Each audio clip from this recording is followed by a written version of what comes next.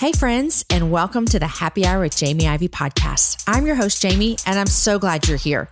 Each week on this show, I invite a girlfriend to join me and we chat about the big things in life, the little things in life, and everything in between.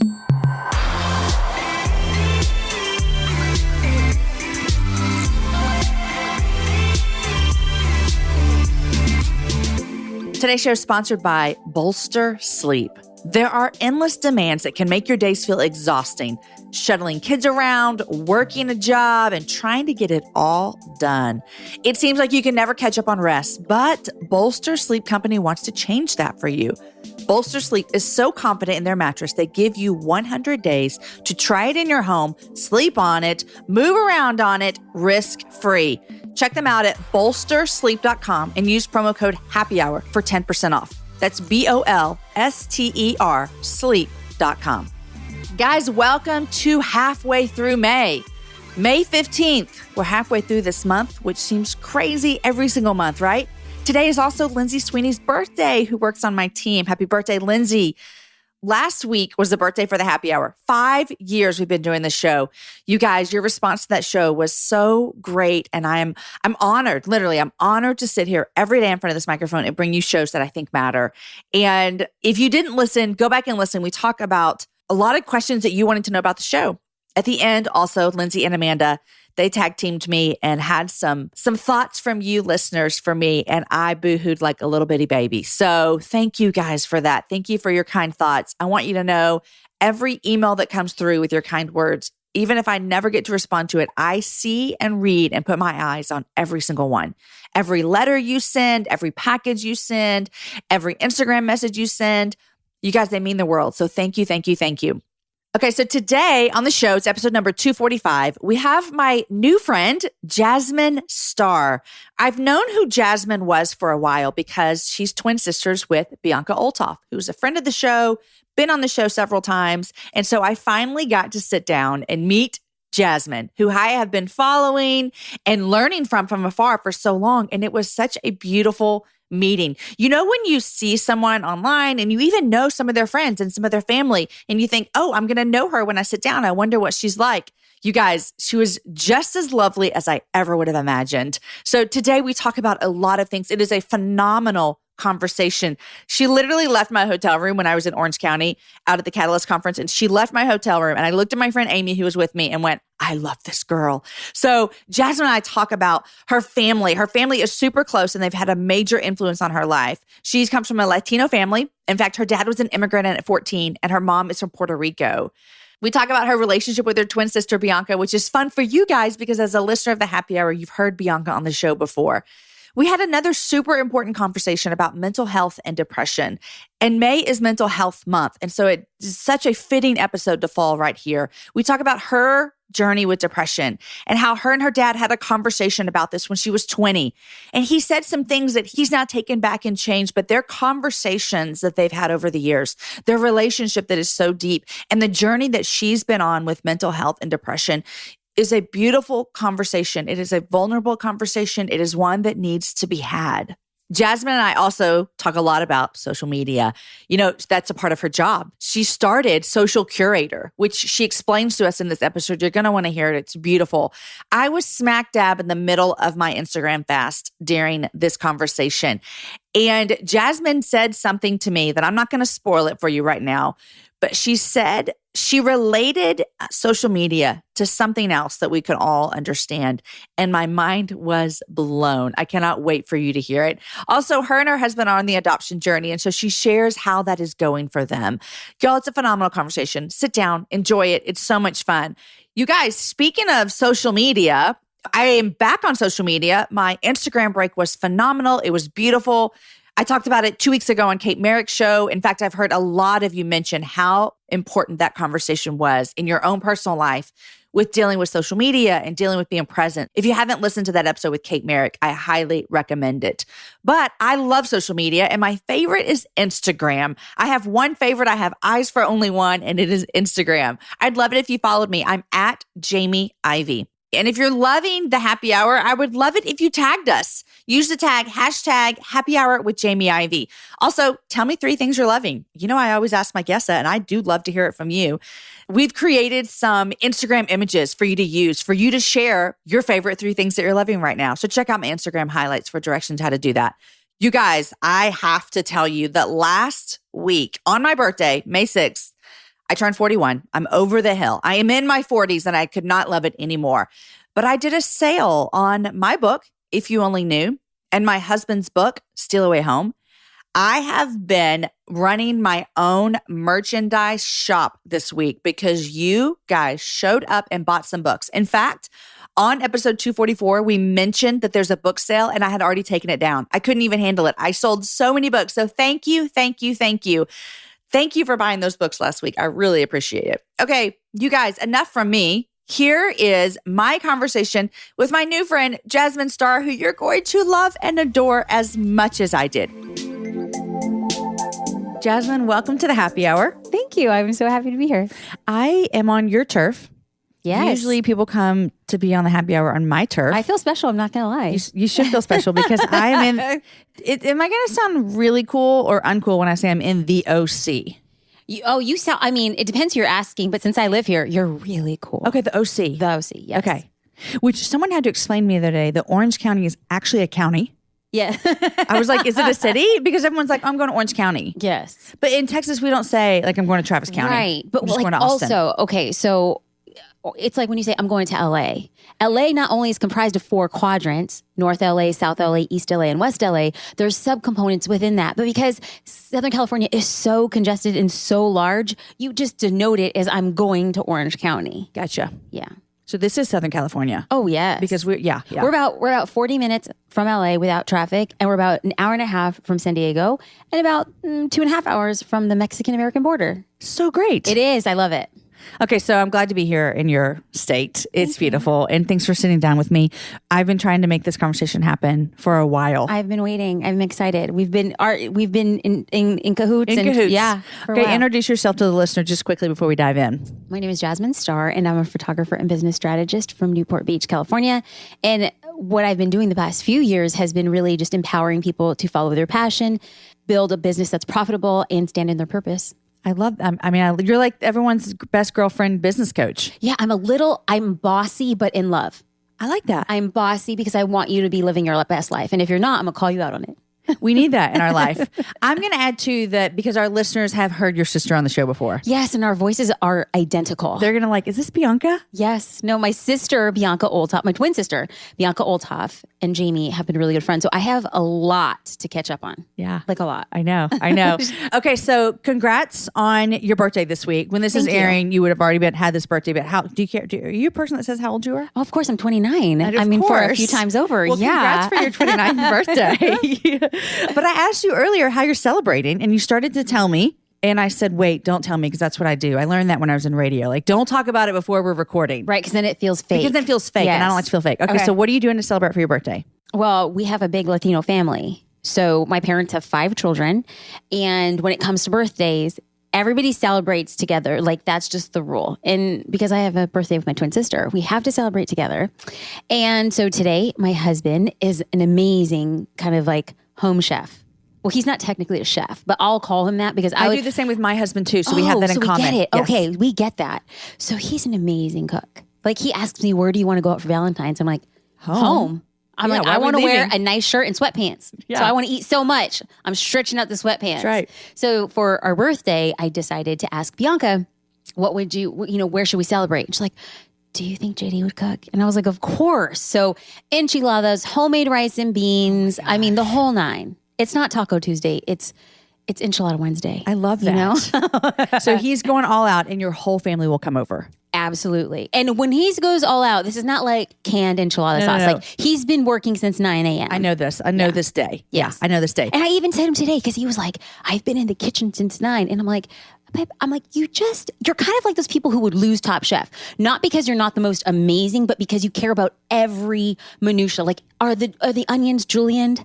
Are they blanched? I don't even know. I'm not even classy enough to know that stuff.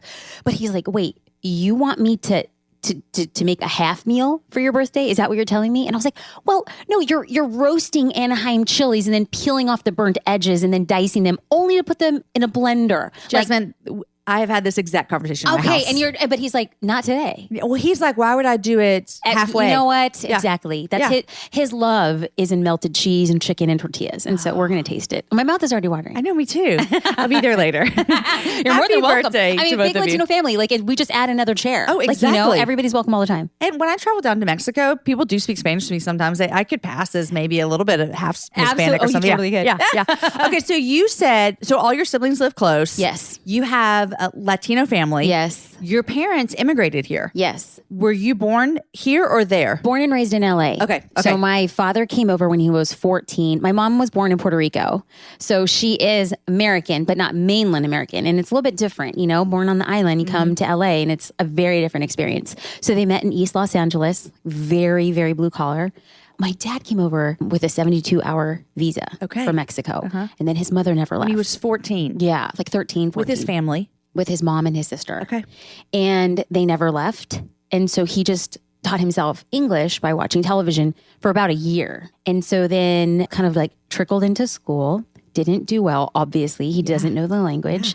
And then enlisted in the United States Marine Corps, earned his citizenship, and then sponsored his family. He came back from Vietnam and met my mom in East Los Angeles. So really blue collar, kind of rough and tumble, barrio raising, but really solid people. And like, to testify to the power of like miracles and God. Like, we didn't have food in our fridge and then randomly we get groceries on our porch. The church takes up a collection and we get Christmas gifts that year. So lots of amazing things. A great, great, great family. And your dad's a pastor. My dad is a pastor. And he was a pastor all growing up. No, my father didn't become a pastor until I was about 15. Okay. So we went to a church and he wanted to get involved in ministry, didn't know what his calling was. And there had always been a calling on his heart to give back to people of Mexico. And because we're just like 3 hours from the Mexican-American border, he got a crazy group of people to go twice a month, about 50 people twice a month. Every 2 weeks, they would go down, they would build homes for people like living in really, really bad areas. And so that was his ministry. And so my sister and I would go with him twice a month. And I often think, what were my parents thinking? We're literally 4 years old, 5 years old, 6 years old, 7 year old, crossing the border with my dad. And then my dad would be like, okay, go play at the orphanage. Yeah. Like we would play with goats. Yeah. And then we would stay in these houses because they built out like a cinder block building. It was ultimately going to be like a dorm for the students, or for the kids at this orphanage. And we stayed in it for goodness, over a year every time we went down. It didn't have a roof, but because it would get so cold in the winter, they would bring in the goats and the cows that they had to sleep with us. True story. True story. I mean, I had a great childhood. I love that. I love that. And then, so I just love that. And I think about our current, this is not a political show, so we're not talking about politics, but I do think about our current political climate and how what you're saying that your dad was giving back and stuff, that can feel super scary to people somehow. And I'm sure right here in California, we're in Texas, so girl, we're all dealing with the same thing. Okay, so immigrant family, grow up, you go to college. I do. Where'd you go to college? I should probably back up and let you know that we lived in such a rough neighborhood that my parents decided to homeschool us because they didn't want to send us to a school where there was metal detectors, a lot of gang violence. There were drive-by shootings where we were. My parents made a very difficult decision. My father was working at Los Angeles County Hospital. He was in shipping and receiving. At the time when my parents made the decision whether or not they were going to send us to school, they had 3 children, ultimately later had 5. And money was tight. So it doesn't really make sense for our mom to stay home, but they made this really big decision. And so she homeschooled us. And by saying homeschool, it's like real big, loose air quotes. Okay. She was kind of the mom that was like, well, like, like like you figure it out. I didn't learn to read till I was 11. But then that's going to give so many parents hope right now that they're like struggling at the table with, oh, you know what? Little Meredith who cannot read. Yeah, Bianca's a pastor now, so I don't want to say bad stuff. But we were awful. Because imagine, as a parent, it's difficult to get little Meredith to read. But 2 little Merediths that like are in cahoots. And like we was like, hey, it's like we just pick it. Like my mom would say, this is the curriculum today. I need you to read 3 chapters. How about 2? How about 2? It's like, what if she's dealing with terrorists at the kitchen and table? Your parents never sent you back to school? We enrolled in high school. Okay. So we were homeschooled all throughout until 9th grade. And so we went in, and so that was a shell shock because there we were. I would imagine. Good Christian little brown girls. We moved to a different neighborhood, and we walk into school, and I'm like, what? Were there other brown girls there? Not very many. Okay. So this is kind of like our first, we went through an all like brown and black neighborhood to a mixed neighborhood, but at least 50% white. Yeah, about 50% of them. Okay. 50, where the students were white. And so that was a new experience, having lockers, changing schools, having different teachers. I mean, the whole nine. So different. But my sister and I were able to get great grades, and we got full ride scholarships to college. And Jamie, I have to tell you, my sister and I were like, we're never going to the same college. Like, ever, because we're independent and we're tired of being twins and we're tired of being looked at as a unit. Never. And so because my parents just didn't have money, we applied for scholarships. And we had decided as a family that whatever school gave us the most scholarships, that's where we would go because that's what we could afford. And my sister and I got massive scholarships to the same liberal arts college in LA. And so were y'all roommates? Oh, well, we said, we will never be roommates because we would kill each other.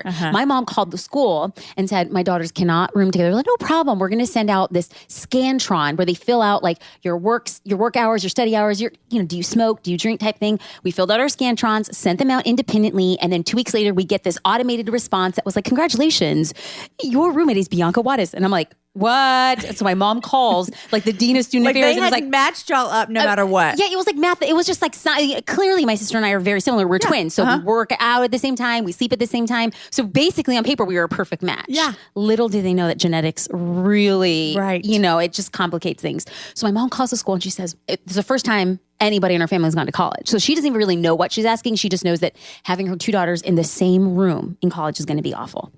And they said, we're so sorry, Miss Suarez, we can't.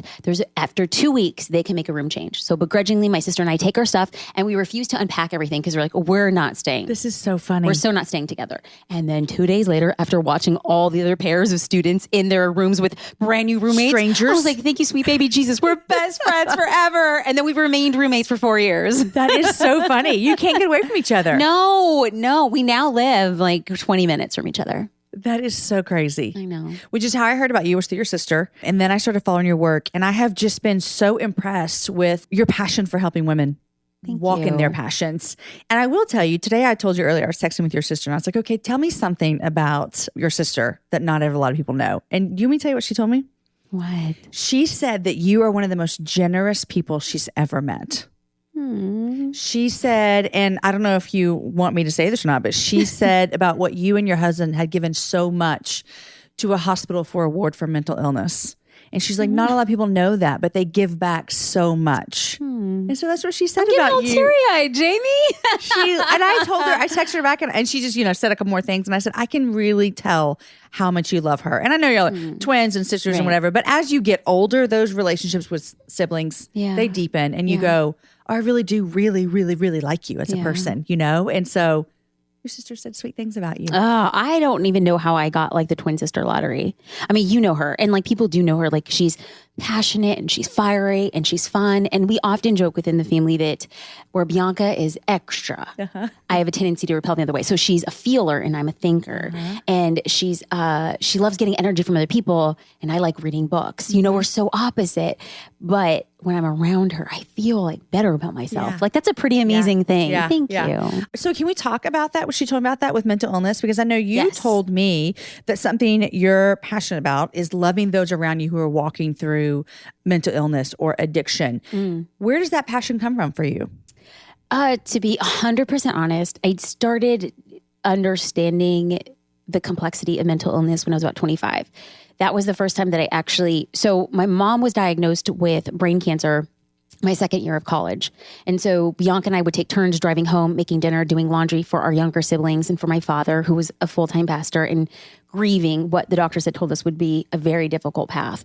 And so on the weekends we would drive home. So we didn't have a very typical college experience, but it made us stronger. And I think during that time, because I was on scholarship, I was so determined to control the things I could control. And that was academics. And so I poured myself into that. And then taking care of my family, working as a waitress and working on campus, I didn't have time to feel anything, right? Because if I can't stop juggling. If I drop one ball, I drop them all. And nobody has time for that. And it's not your tendency anyways, you just said. And so then you're saying all the things I can control, I will control. Absolutely. And I think that when at our graduation, she was about 45 pounds heavier, bald, in a wheelchair, wearing an eye patch.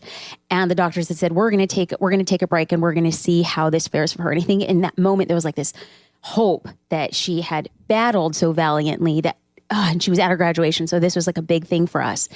And that hope buoyed me. I later went to UCLA Law School. And it was during my first year that I was there that we got news that she had a relapse of brain cancer.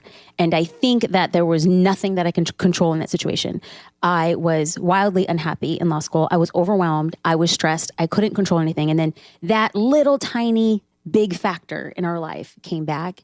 And I think that I just had a moment and a reckoning of understanding that I was wildly depressed.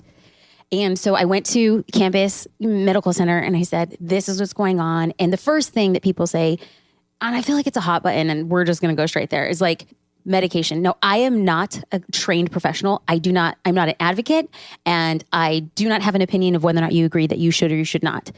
All I can talk about was my experience. And the first thing was, you need this, this, and this medication. And then I had a conversation about a week on it, had a conversation with my dad, and I was just like, I don't know how I feel about this. Like, what does God say about medication and depression? I think that my father tried navigating it the best he could, but it was like two brokenhearted people trying to navigate a really jagged path. And I don't know if that was like the best situation at the time.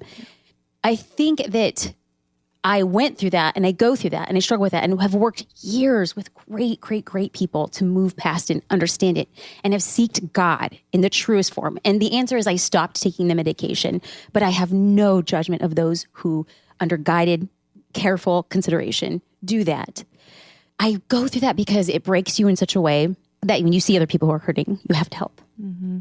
And, mental illness. And years later, we had moved to Newport Beach. And randomly, I received a text message from my father. And he said, can I take you out to breakfast? And coming from a big Latino family, everybody does everything together. So when like dad takes you out, it's kind of like, Something's up. And I was like, is everything okay? He's like, yeah, sure. So we meet for breakfast and he sits across the table from me. And he said, 10 years ago, we sat across from the table. And I told you that I just didn't know if God really wanted us to take medication for depression. And as your father, I'm telling you, I didn't know what I was talking about. I spoke out of term. I had nothing. I did my best with what I could. And I'm sorry if I ever misguided you. Oh, sweet Lord Jesus. Right. Just with the humility of my father. Yeah, the humility of it. I think he had a deeper understanding. And so we had a great conversation. My father's dad abandoned them. So we don't know too much about his father, but his older sister went back to Mexico to try to find him. And there we have a deeper understanding of a long line of mental illness. So a lot going on there. And I just think to myself, there are so many children who are struggling and families who can't afford care. Yeah. And so my husband and I, Children's Hospital of Orange County, the first hospital in all of the United States to have a dedicated center to pediatric mental wellness. It's amazing. It's amazing. We're just so excited to be standing up with him and doing big stuff. When you're telling that story, a couple of things I think about. First of all, the thing that I think about the most is, and as a parent who knows that I will one day look at my kids and say, I made this mistake. Like, I wish I could redo this. There is such a tendency to just move on with life. Yeah. Like, this happened 10 years ago. Yep. I don't know if I need to talk with them about it. We've all moved on. Everybody's fine. But the fact that your dad thought, I want to make this right. Mm-hmm. I mean, that has to be an encouragement. And the thing is that so often we do move through the motions and then we catalog, re-archive things that perhaps could have had an impact on us, but life and busyness and success and failures and all this stuff gets in the way, and it's good and we function and we move on. And then when somebody years later comes out and rectifies something that you didn't know you had that filing cabinet, it's like you open a drawer and a dove flew out. And you're like, God almighty.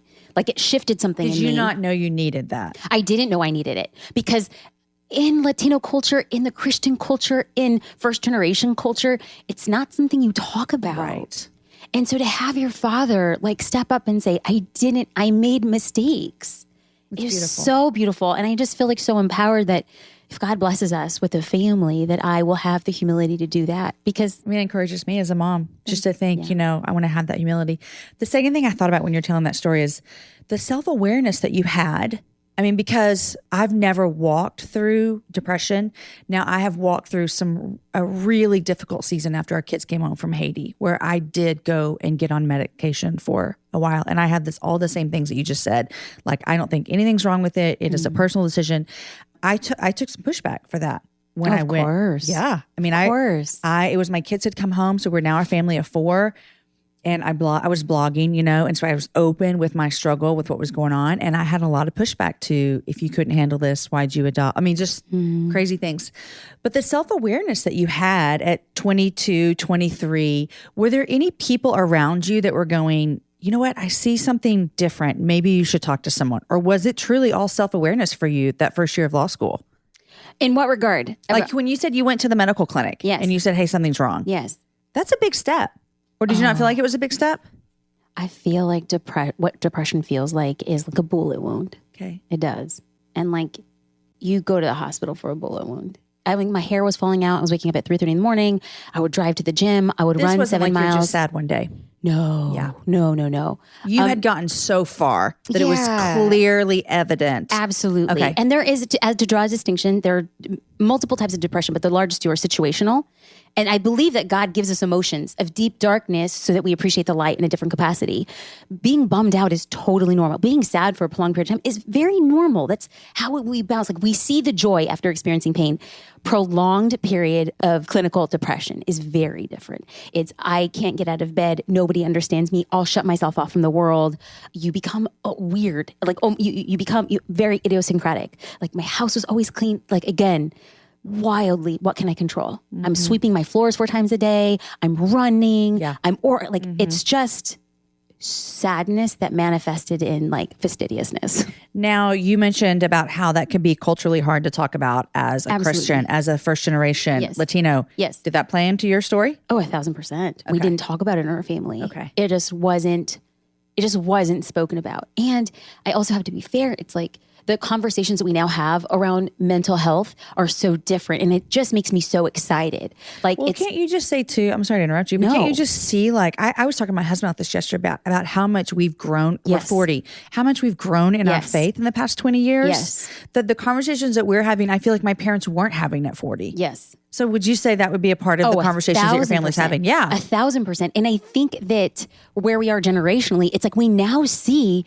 children's books because we are part of, we go back to the Children's Hospital of Orange County, the books that they're actually having, they're having children's mindset books and growth mindset and health and distinguishing between sadness and distinguishing between somebody being mean and being bullied. Because when you feel you're bullied, you're victimized. Being somebody being mean, you have compassion for them. The strides are so beautiful. Things we didn't have growing up. No, not at all. Not at all. And I just believe that the more we speak about it, the less stigma there is around it. And if I've been thrusted in that position to give people permission to admit, specifically in the entrepreneur world, success looks like one thing on the outside and it's amplified by social media. But on the inside, there are so many dark things that have, so people are like, oh, she has it all, he has it all. But if you don't have joy or the capacity to get out of bed in the morning, you have nothing. Yeah.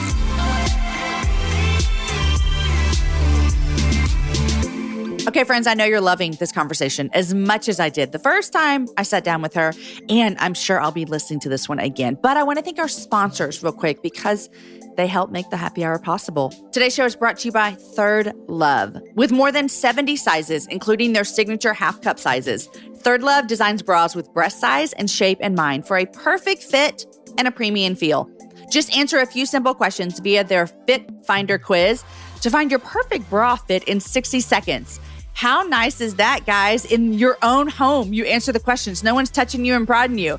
Then, thanks to Third Love's 100% fit guarantee, you can wear, wash, and put your bra to the test for 60 days. And if you don't love it, you can return it. They're not going to be mad at you, and Third Love's going to wash it and donate it to a woman in need. That might be one of my favorite things about them. This is hands down the most comfortable bra you will own, with straps that won't slip, tagless labels, and lightweight, super thin memory foam cups. My top 10 question I get when people meet me is they say, do you really wear Third Love bras? And I always say, yes, I'll show you right now. And I probably have one on right then.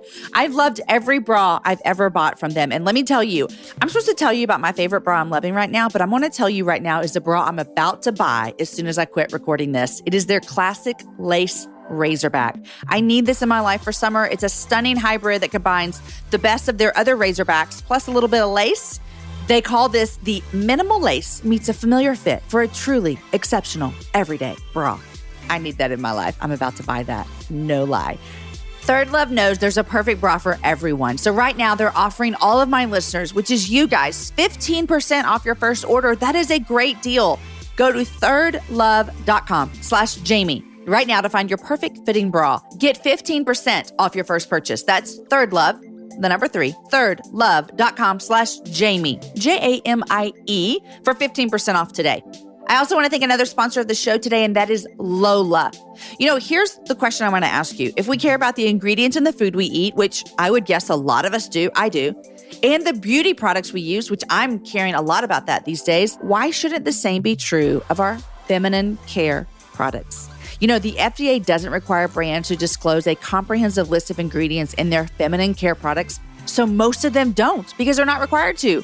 Lola offers complete transparency about the ingredients found in their tampons, pads, liners, and wipes, all of which are 100% organic cotton with no added chemicals, fragrances, synthetics, or dyes. Guys, we need to think about this. What we're putting around our body and in our body, it matters. Plus, with Lola's customizable subscription, this is the second best thing about them because the first best thing is how they're transparent about the ingredients. The second best thing, you guys, is they have a customizable subscription. You get to choose your mix of products, mix of absorbency, number of boxes, and frequency of delivery. Here's why. You know your body best, and you can even change, skip, or cancel at any time. I just told you, my favorite thing about Lola is their complete transparency in the ingredients found in their tampons. My second favorite thing is that I get to customize the box that I get. The boxes at the store, number one, they don't tell you what's in their product. But number two, you just get what you get and you don't throw a fit.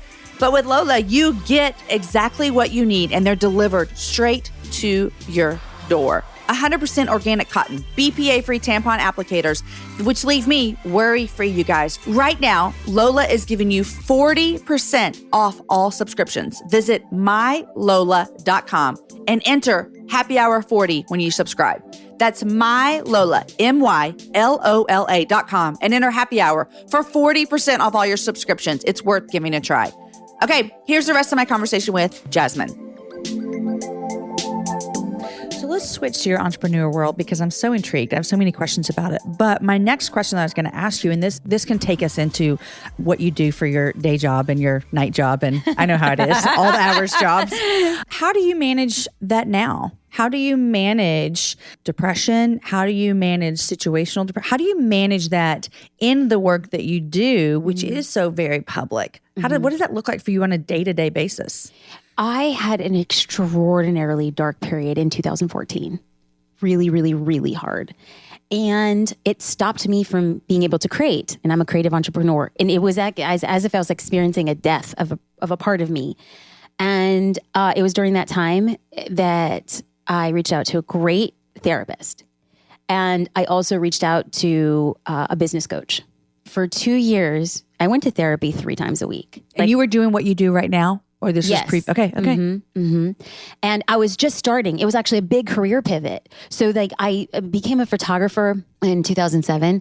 And by 2009 was voted one of the top photographers in the world, which is crazy specifically because I didn't own a camera when I started my business. I love that. It's just crazy.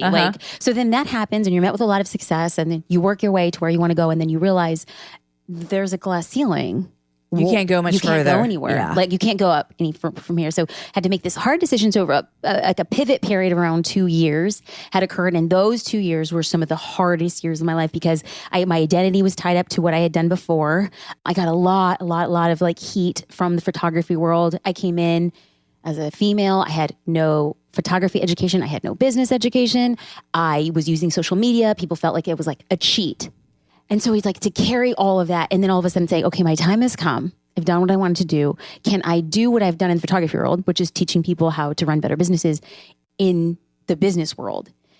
And it's as if you're dropped into a new high school, you know? Yeah. You don't know anybody. You don't know anything. Understand that feeling. Yeah. And so in addition to kind of trying to identify and then be feeling like how stupid and foolish to leave a 1% community and then move into you're nothing and nobody in an entirely different. And then I didn't know what I was doing. I didn't know, I felt so responsible. My husband and I worked together. Yeah. And so there's a lot of stuff going on during this time. I think that I was being primed and prepared because in order for people to actually grow, you have to be broken from what you once were. And I only now look back at that. Because at the time I wasn't like, oh, I'm so glad I'm being broken. This is so amazing. Amazing things coming. What you feel is like, why, God, why? Like, why is this happening to me? And one of the biggest shifts in my mind in the past 2 years is, why is this happening for me?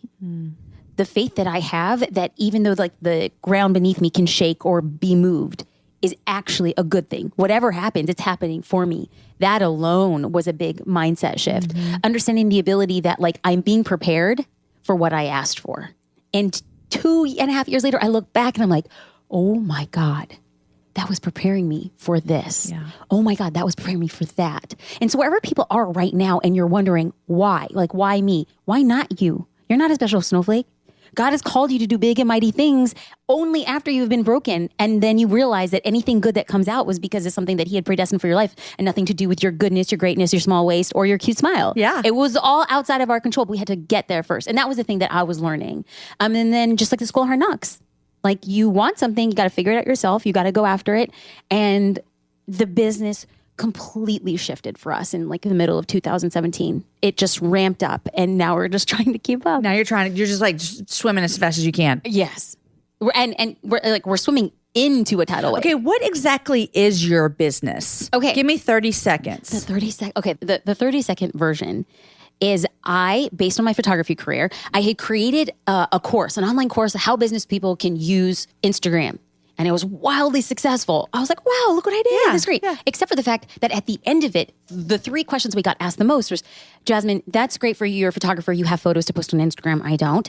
Jasmine, I don't know what to say on Instagram. It takes me 30 minutes to write a caption. Who has time for that? And Jasmine, can you just tell me what to do? And I realized this isn't scalable, but I know I've been called to serve a lot of people. So my husband and I, over a few months, we brainstormed, how could we serve these people? So we created Social Curator. And every month, it's a social media membership. So every month you get 30 lifestyle photos. You get 30 caption templates to help you teach about building a personal brand or doing what you want to do. And then every month there's an action plan. Like, what do you do on Instagram this month? What are you doing on Facebook? And we have a community of people who are just hell-bent on helping each other, crazy entrepreneurs who, for all intents and purposes, people on the outside will look at them and be like, oh, bless her heart. Like, pat you on the shoulder, bless your heart. Like, they're doing big stuff. And so they use your photos to post on Instagram, or it's kind of like this kind of push to get them to get out and understand what to do? They have the option to use photos. Okay. And then at the beginning of the month, if you want to take your own photos, we give a whole photo list. Like, we're basically taking all like the time and energy, think, what should I post today? Yeah. Well, you do it for us. Yeah, we'll set you up for it, or you can shoot your own coffee and croissant in the morning. Whatever you want, boo. We got you. But yeah, it's the idea of that consistency on social media, consistency when you diet, consistency in parenting, consistency is queen. And with social media, it's so difficult to be consistent and being a busy mom or being a busy college student that we offer the solution. So we have no excuses. You have no excuses not to succeed this month. So go on. So is that your main gig that you do, or is there something else that you do as well? Well, I speak and I teach, but it all points back to Social Curator. That has become that I feel like I've always loved writing and I've always loved photography. So you're going to put them both to use and help women or men, whoever, help people. Yes. It's like I'm standing in my purpose. I love it. Yeah. So that's been our thing. And I'm tempted to do other projects, but I feel like I've been called to do this. And I feel like there's legs and roots to this in ways that people don't see. But I think that's the job of a visionary, is to see something that other people don't and build towards it so that when you get there, you have like that arc sensation. Yeah. Y'all laughing at me as I'm building this arc, but now it's raining. That's right. That's right. I'm coming on the boat with you, okay? Okay, so let's talk about Instagram for a minute. Yes. This is high on my brain right now because, Jasmine, this is crazy. I love Instagram. It's my favorite thing. I always say I use it for my business. I get point shields of the podcast, to speaking, to books, all the things. About 3 days before Ash Wednesday, and I have not participated in Lent in years. Okay. I got this crazy idea to give up Instagram. Ooh. For Lent. And I was like, God, that's dumb. Okay, something else. You love Jesus. Right? Okay, you just love Jesus. People be giving up bread and you're giving up Instagram? Thank you. Wow. So I couldn't shake it. And then I told my husband, because I thought he would be like, oh, I don't think you should do that. Like, you need Instagram. And he goes, this is the best thing you could ever do for your life. And I was like, no, baby, that's not what you're supposed to say. You're supposed to say, how about we give up carbs or something? So I'm 3 weeks in. How do you feel? I have so many thoughts and words, but I love what you said about how people can look so successful and feel lack of joy. A couple things that I've learned so far is I'm not giving up Instagram. I'll be back. Right. But what I've done is there's still posts coming out for me, but I'm not looking at it Because for me, it was the comments and the direct messages. And I found as though I would go to sleep watching someone else's life on their stories. And the first thing I did when I woke up was watch somebody else's life on their stories. And I kind of had this moment where I looked around and I thought, do I care more about like these 72,000 people that I'm reaching or the 5 people in my house? It's been so good for me. Now, I feel like I don't know what the heck is going on with anyone's life. Like literally, Right. I texted someone and said, how are you? Can you just tell me? Because I don't see you. But I will say this. But I also realized, and this is where I think that it takes maturity and discipline and putting things in place. Just like you were saying a while ago, you can wake up and go, I'm lacking joy, even though I have all this success. Is I remember like the first couple of days, I felt lonely because I thought, I look at these people's lives all day long and I think that we're hanging out, but we're not. And then I spoke somewhere that weekend and I remember I was like coming home on the plane and I would pick up my phone 8,000 times a day. And finally I'm like, I guess I'll look at the weather. I don't know what to do right now with my phone. But what I thought was, I don't know if I'm good at anything because I'm not hearing anyone tell me that. Wow. And so I had to kind of go, you know what, God, I trust that this is where you have me. I trust my husband. I trust my real life friends because I don't hear anyone in my phone, any stranger telling me, you did awesome today. I love your book. Your podcast is amazing. Go, Jamie, go. And I'm thankful for these 3 weeks of kind of silence. Good for you. I told another friend today I did that and they said they did 3 weeks and she's got 1,012,000 Instagram followers. And she said she took time off when she was writing. And she's like, I think my soul needs it again. So this is my question to you. How do we guard our hearts with something that's so awesome? I am such a fan of Instagram. Yeah. I love it. How do you guard your heart with it? But wait, let's go back. It's like, this is like a business strategy question right now. Cause Queen, you know, like you're going to like resurrect on this, like you're going to resurrect Instagram the same day as Jesus. I'm back. That's actually, I feel like that is an Instagram post, a blog post, and a podcast episode. Just all about it. Like the things that you learned. The thing is that like, and I'm fascinated by like the anthropology. I'm fascinated that we're actually living in the digital gold rush. Right. And I'm fascinated how it's going to impact humanity, psychology, and how we deal with each other. We have to understand that truly, this is like the equivalent of somebody starting fire. We don't know what to do with it. It can burn down a forest. It can cook us a delicious meal. Yes. We are in it. Like we are going to tell our grandchildren, our great grandchildren about what we learned. So we right now are the pioneers. Because it's new. This happened in our generation. Absolutely. So like fire, a small bit of it when controlled is fantastic and powerful. It's when it gets out of control that we could potentially lose ourselves to it.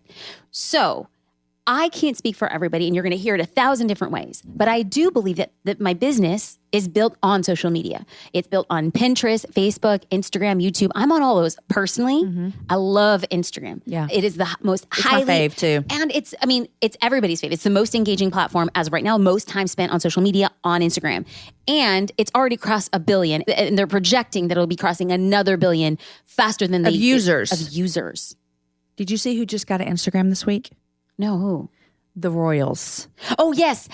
Harry yes. and Meghan. Okay. Meghan Markle. Yes. Yes. They came out with a joint account. I'm interested to see how it does because you know I'm super judgy McJudgerson. Well, they already have like 1 million followers. Well, of course, because they're perfect. I know, because and they're the world's Royals. cutest baby and they're going to monetize and they're just brilliant. But I want to know, is it them? Do you think it is? I don't think the Royals. No, I think it's a team. I do too. And whenever there's like team accounts, I'm less interested. Like, right. Okay. So this is the boomerang effect that I've started to notice. I mean, this is what I do. Like I just track, I'm a total nerd. And so I track what's happening and what I've seen specifically on Instagram, whereas it started off as like real-time updates, fun, jovial, jocular, less than perfect, which is what got everybody there. And all of a sudden you started people using it strategically, which changed the game because then all of a sudden it became like this beautiful curated magazine and like everybody's perfect all the time. And that was really cool. That everybody aspired to, and then some people said, I can't do that, so therefore I throw in the towel. I'm just going to be a passive watcher of it. And now what I see is like a boomerang effect. It's like people are like, okay, enough of like the Coachella in front of the Ferris wheel. Enough of you crossing your hands like at a photo shop. I mean, at a coffee shop, holding like a cappuccino with a heart on it. Like enough of like the perfectly curated Christmas card, 365 days a year. And so that real effect is coming back. That's good. I think it's great. Yeah. I love it, which is why Instagram stories does so well for so many people. Yeah. Because it's like real off the cuff. So there's that. How do you take time? I can't speak for everybody, but structure has been the greatest gift for me. I do, and I have no judgment of others. So I know what I need to protect my heart and mind because it's very fragile. It's very fragile. And I'm glad that you said it because it's also independent. Like, absolutely. Neither one of us can say, here are the 5 ways to guard your heart. Oh gosh. I mean, we can say our 5 ways. Absolutely. Yeah. Absolutely. And I do know that I wake up really early and I know that if I start my morning digitally, I'm off. Like I feel like toxins. And so I wake up, I take a hot bath every morning. I pray. I do. I'm like 87 years old. It's like the greatest gift though. My acupuncturist swears by it. And I was like, I'll never take baths. So gross. Now, I mean, I'm like going like 2 years.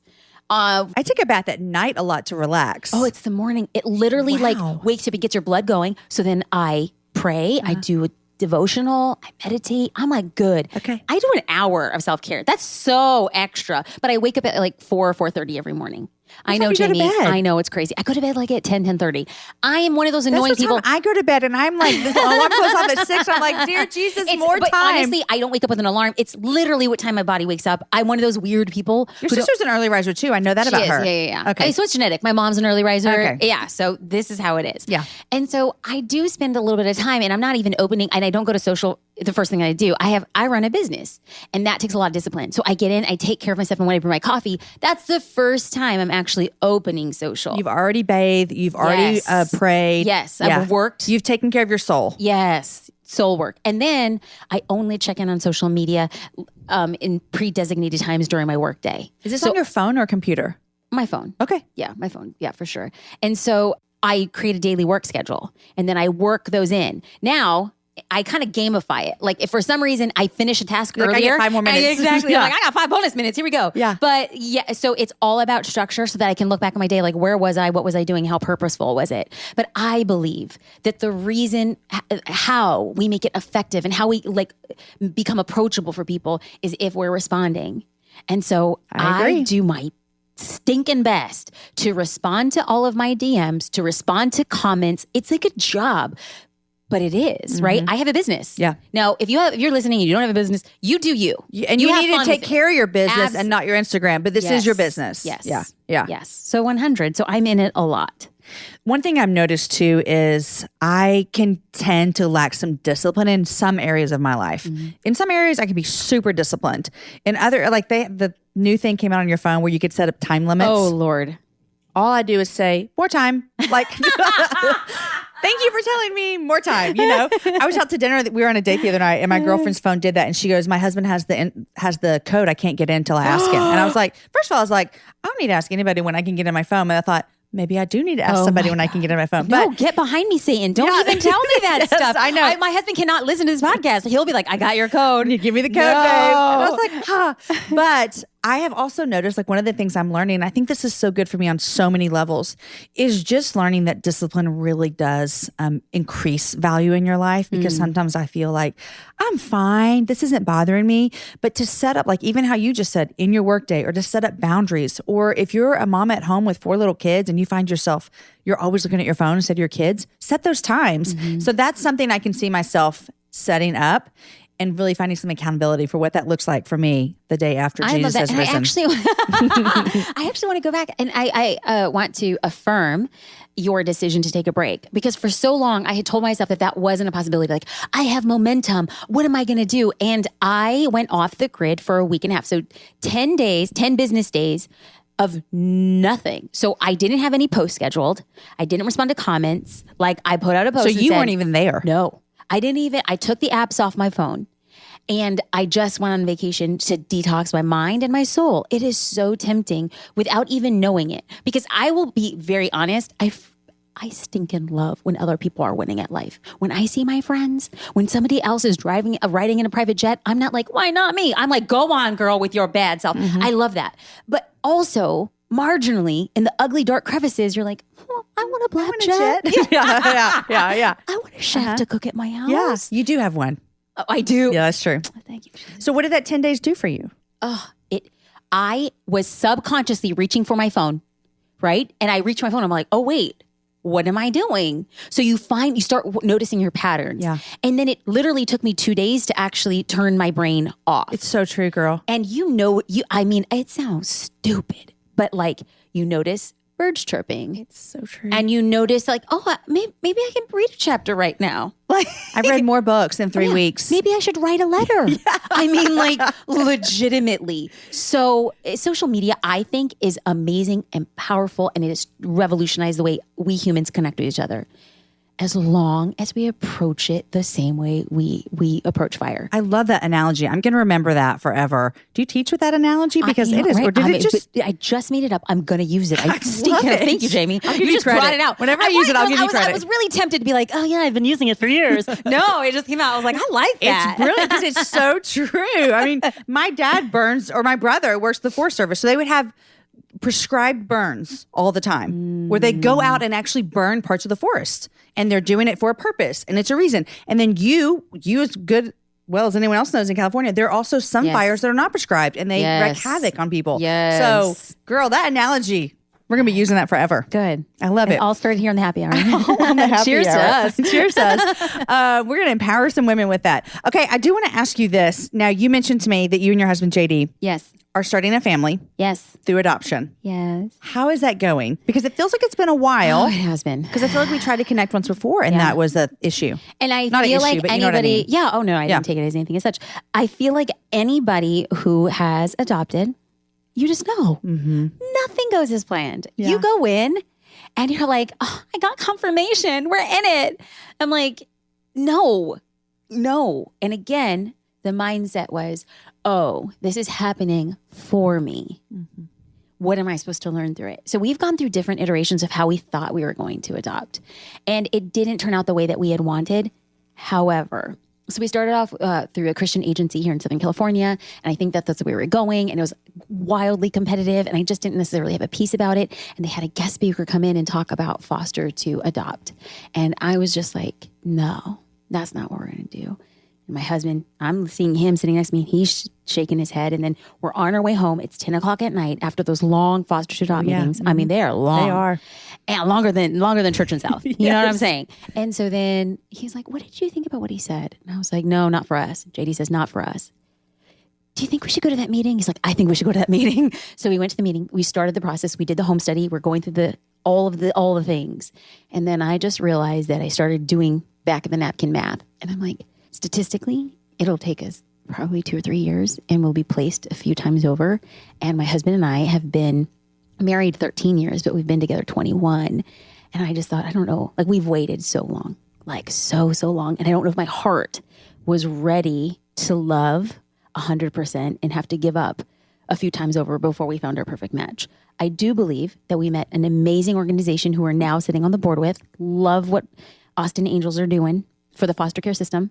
Susan Ramirez. She lives in my town. Do you know her? We have played email tags 17 Oh my gosh. times. No. I need to connect you. She's one of those people. Like I can't even get into the backstory because we don't have time for that. But just trust me that my answer always was no. I don't have my time. No. Somehow we had a little Zoom meeting. And next thing you know, you're on the board. And next thing you know, I'm like, and I fly over, I do everything. I need Austin Angels to be a representation of what we can do as a country for the foster care system. JD and I have gone through the process. We know how fragmented and broken, and there are children who just need to be seen. They need to be loved. And I just know that we went through this foster to adopt program so that we can actually see what Austin Angels is doing and see the powerful effect that you have to meet Susan. I literally see it in her mind. She's testifying before Congress. I see it. She is going to change the foster care system, not because she's rich and not because she's connected, but because there's a bunch of wild people who are taking care of children who need to be shown and loved. Ugh. Love her. I'm literally going to connect you guys because she is a gangster. Okay. She's like a Texas gangster. We have emailed back and forth several times and it just hasn't worked out. You so have to connect with her. Yes. She's so beautiful and amazing. So, that was happening for us. That God has softened our hearts because we are definitely involved with that charitable organization. Like we're knee deep. Can't wait to be neck deep. I can't wait to be eyebrow deep with them. Amazing. And then when we got to that, I just felt like the wind was knocked out of us. Like we had spent months and months going through that process and fixing our house for what we thought it was going to be and imagining what it would be like to bring a child who was 3 or 4. And we were excited. We got our minds wrapped around that. We envisioned it. And then it just felt like we were deflated. So it took a few months for me to come back and be like, what do I want? Like, God, what do you want? And we met, I was listening to a podcast with Rachel Hollis when she talked about her adoption process with her daughter, Noah. Yeah. And I said, you know what? I'm going to do it. So then I just like texted her. I was like, who is your lawyer? And we, as of today, signed over the final contract. So he's going to be representing us. We're starting day one. We're starting the process all over again. But I believe like this was that. Like I believe. So here you are. Here we are. On the final stretch. I mean, hopefully. Well, we just signed the contract. Well, I know, but still, you've been through so much. Yes. Let's call it the final stretch. I mean, it's a long stretch. Yeah. It's a long one. You've been going for a long time. Well, congratulations. Thank you. I am a fan of adoption. Obviously, 3 of our kids came to our family through adoption. And so I love it. And I'm so happy for you guys. Thank you. So Thank happy. you. I always ask my guests, what 3 things you're loving and what are you reading? So I know I'm probably old school. Like this has been around for a minute. But like 3 weeks ago, we started drinking bulletproof coffee. Oh, do you make it? Yes. Yeah. With the... Now, this sounds disgusting. No. I have girlfriends that do it and they've made it for me and I like it. Oh, well, that's good. Yeah. It took me a minute. So I'm a gluten-free vegetarian, which is so annoying. Okay, it's very California. It's annoying. But you I know eat it is. dairy. So you're not a vegan. I'm not a vegan, but occasionally I don't even eat too much dairy. And I think what was happening was that I just wasn't having a high fat diet and I wasn't having a lot of protein. I wasn't doing the things that I needed to do. Even though I'm eating a lot of vegetables. I'm like, I'm healthy, guys. No. Yeah. And so I do intermittent fasting. So I eat only during 11 hours of the day. And then the first thing I do when I wake up to break. Remember I told you I didn't have discipline? Yes. I've tried to start intermittent fasting like 17 times. And I'm like, not today. I'm going to eat this morning. No. But you know what? The best thing to do is just start intermittent. Just choose to do like 12 hours. Like if you eat at 7, you're just not going to eat until 7 the next morning. That's intermittent fasting. I know. Okay, I'm going to give it another shot. I see people who are like intermittent fasting for like, I don't eat 18 hours a day. They eat for like 12 before. And I'm like, oh my gosh. No. Yeah, and that's definitely not recommended. Okay, I'm not saying that. Okay. I'm just saying that I have found Start small. Yes, I have found that when I don't eat for at least 12 hours and I start my day with a bulletproof coffee, which is ghee, which is like undistilled ghee. Butter, and just pure what they call octane oil. So it's the items that I add to my coffee makes it about a 43 grams of fat cup of coffee. Great fat. But it's all good fat, and it's fat that I just didn't have it in my diet. So I started that 3 weeks ago, and I'm telling you, I feel like I'm baby Einstein.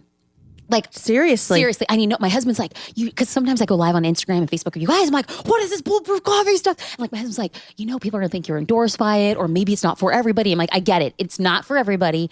Just due to like my diet and the way that like I have stomach issues, like this has been, but it doesn't taste bad because I've had it. I feel like it tastes like coffee and popcorn. That's what I think. That's the best. Do you blend it up where it's kind of like kind of frothy a little bit? Yeah. Yes. So when do you start eating?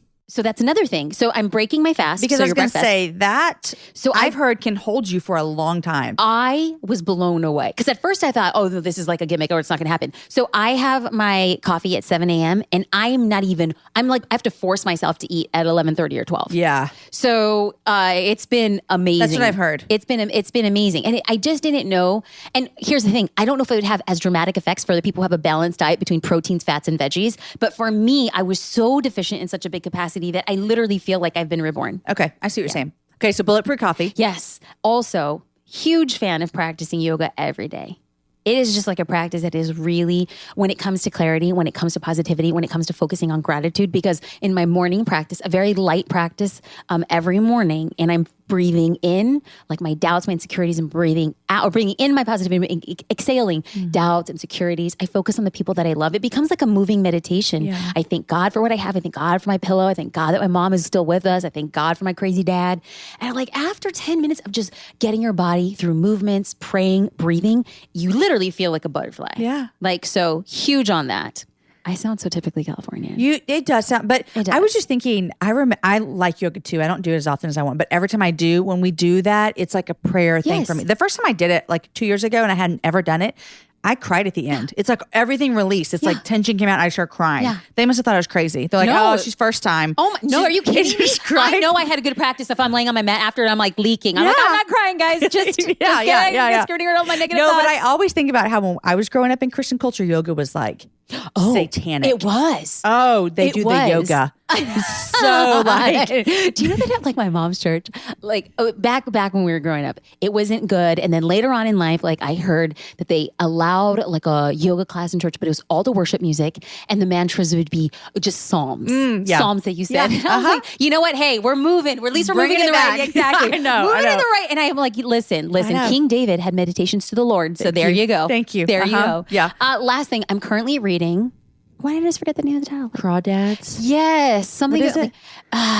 You know what? I'm going to be so annoyed. It's actually really good. It's one of the top best-selling books because I see it everywhere. I know. And I keep wanting to get it on Audible because that's where I want to read fiction books these days. It's so good. I'm only a third into it and I'm just obsessed. I literally don't have very much time in my day, but it's like literally like, oh my God, I'm such a nerd. I'll go on a walk and I take my book with me. So I walk and I read. You walk and you read? Yeah. That doesn't seem safe, Jasmine. Well, we live by the water, so it's not like there's cars. Yeah. So you just get on the path and you just follow the path. Okay. And I know people look at me and think like I'm bat trash crazy, but you want to know what? I don't care.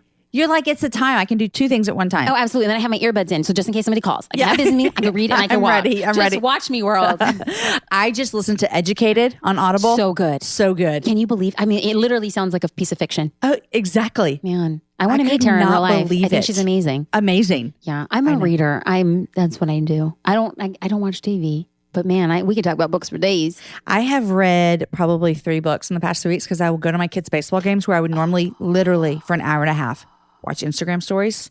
And now I'm reading books. And I'm like, this is so great. But being in the middle of it, I can see like, man, God, I needed this. Like, I didn't know how much my soul needed a little bit of break. Good for you. So, girl, it has been so great sitting down with you. Thank you. Happy birthday. Thank you. Enjoy those enchiladas. Oh, yes.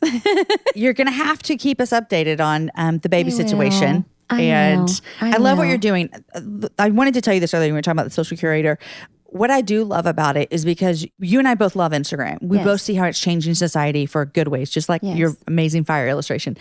But I do love that you're providing a resource for people to make it accessible for them, to make them feel like they can be empowered with it, to make them feel as though they can put out great content and they just need a little bit of push. Yeah. Like it's just a little bit of push. And so thank you. Way to go, girl. Thank you. That means a lot coming from you, Jamie. And you love Jesus. And so I do. He's a good guy. Thanks for coming on the happy hour. Thank you.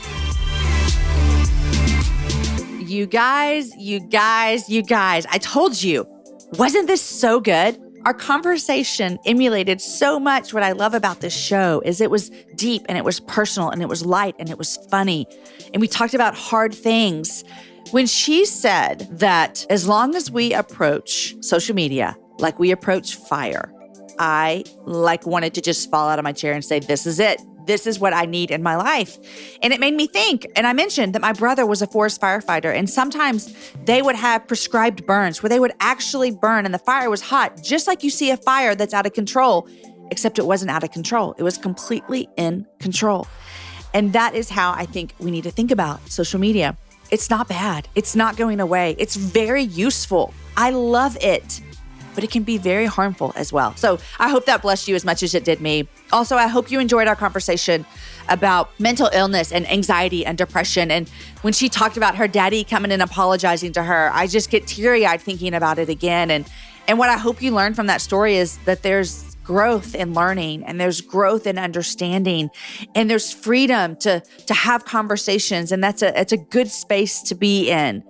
This month is Mental Health Awareness Month. And I hope that this conversation, it kind of helps the stigma that sometimes can be around depression and mental illness kind of go down a little bit. And we can see how God views that difficult and painful experience that some people are going through. So Jasmine, thank you for sharing that with us.